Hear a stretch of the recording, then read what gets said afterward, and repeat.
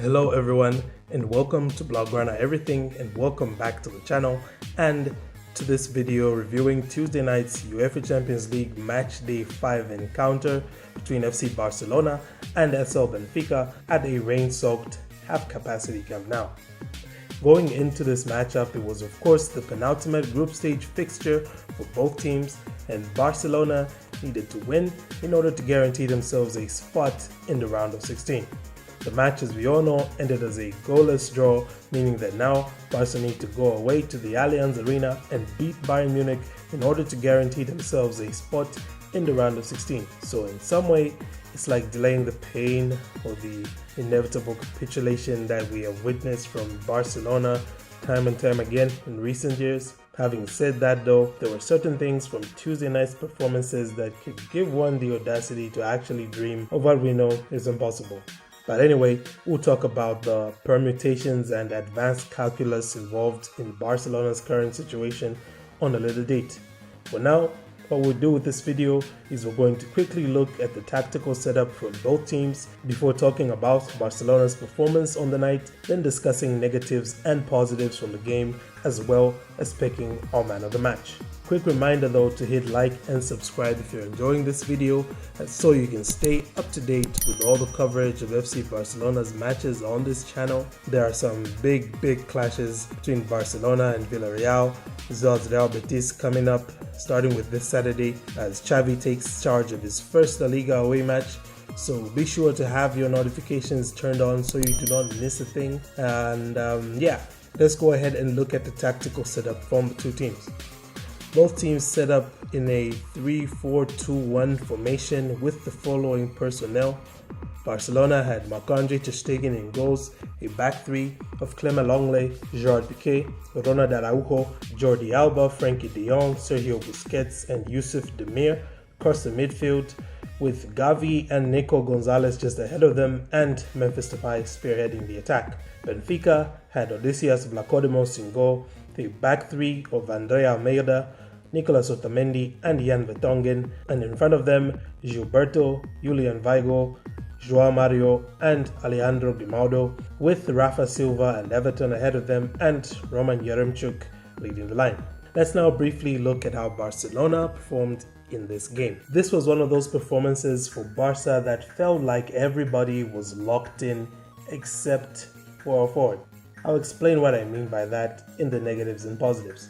There was lots of dominance from Barca as Busquets looked every bit like his Spanish national team version. More on that later as well. But Barca came closest to scoring in the first half, with youngster Demir smashing the crossbar with what would have been one of the goals of the tournament. Benfica came close as well, as Yaremchuk forced a stunning point-blank save from Marc-Andre ter Stegen from a corner. Benfica actually then had the ball in the net after a spectacular finish from Nicolas Otamendi, but the goal was rightfully chalked off. The ball got out of play before it reached Otamendi. Vlachodimos then had to pull off some big saves of his own to deny first Yusuf Demir, then Jordi Alba and Frenkie de Jong, before Barca themselves had a Ronald Araujo goal chalked off for offside late in the match, before late in extra time, Haris Seferovic had the opportunity to win it for Benfica, but a combination of ter Stegen and Eric Garcia put him off enough to make him miss what was effectively an open goal. 0-0 the final score. So let's now talk about some negatives and positives from the performance, and as I always do, I will start with my negatives. There aren't many of those, I just have one. Earlier I mentioned the fact that everyone seemed locked in except for our forwards. Every shot Barcelona put on target was off the foot or the head of a midfielder or defender. And yeah, I'm counting Demir here as a defender because he's playing as a wingback. The forwards failed to hit the target with any of their shots. Now, looking at this starting setup once again, it's kinda hard not to notice the fact that Barcelona played with effectively just one forward on the pitch. That was of course Memphis Depay, and he just seemed to struggle with the demands of playing in that advanced role. His runs were either mistimed, hence the many offside calls, or they were not properly arced, as he often ended up running away from goal rather than straight at goal when he got on the end of through balls from his teammates. Barca really missed the presence of an outright striker and just someone who can be clinical with first-time finishes. It's all the more ironic that the kind of players who can supply the kind of movement and finishing that Barcelona needed in this match, they're all out injured. I'm talking about Aguero and Fati, and we could probably stretch it and include Braithwaite as well. So it's not even that Depay had a terrible match. I feel like what this match did was that it showed the limitations that Depay has whilst playing that number 9 role, with the entire responsibility of scoring goals on his shoulders alone. But let's move on from there because I have a few positives, first of which was the collective team performance.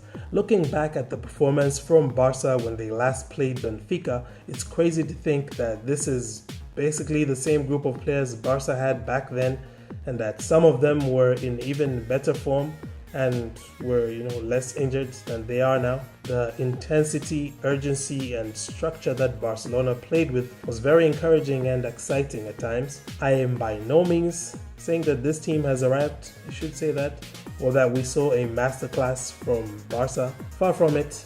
Like I said, finishing still needs to be improved on, and also ball movement in the final phase of play is slower than it could be, but one can hope that the reintroduction of a fit Dembele, Fati and Pedri might have just that effect. Either way, from top to bottom, nobody in Barcelona colours had a bad game. My second and final positive was of course the performance by our youngsters. Gavi and Nico bossed the press all night long as they kept taking the ball off Benfica players, and more importantly, they withstood the press from Benfica's players as well to retain the ball majority of the time. Gavi only misplaced one pass all night long, just one. His fellow teenage sensation Nico wasn't to be outdone either, as he too put up something of a football clinic on how to play as a modern midfield. Seriously, watch these kids, they're pretty damn good. It's crazy to think Barca has these two gems as well as Pedri to pick from in those midfield slots. And lest I forget Barca's most impressive youngster on the night, Ronald Araujo, who just absolutely dominated Benfica's attackers. He started out against Everton, dominated the dude so much, he swapped sides with Rafa Silva, who in turn got bodied for the rest of the match. Yusuf Demir also gave a very good account of himself as he stepped in for his first start of the season in what was the biggest game of Barca's season to date.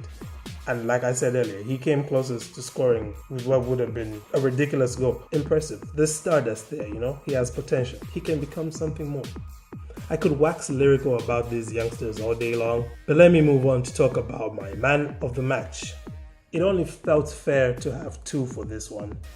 I went with one from each team. In fact, I really was going to just give it to Nicolas Otamendi because of how clutch he was for Benfica. He had 2 goal-saving tackles on both Memphis Depay and Ousmane Dembele, and he just overall bossed all his duels. I don't know if he lost a duel. However, there was one man who was quite clearly head and shoulders above anybody else on the pitch, and that was Sergio Busquets.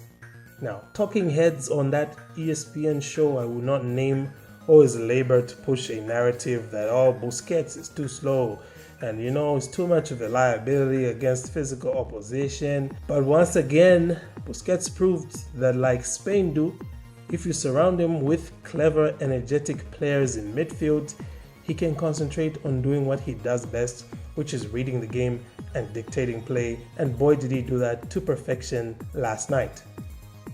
Well, that actually does it for my match review. What are your thoughts on the game? Who do you think was the man of the match? Thank you for tuning in, and do not forget to like and subscribe to Blaugrana Everything for more content. And like I said, big games coming up, because right now Barca's next fixtures are Villarreal, Real Betis and Bayern Munich, and all of them just have this must-win air about them. I'm excited to cover all of those games. I don't know if we're going to win all of them, but I'm excited still. Just, the team is finally playing in a way where you're finally looking forward to watching them again. So yeah, stay tuned, have a great day, and Forza Barca.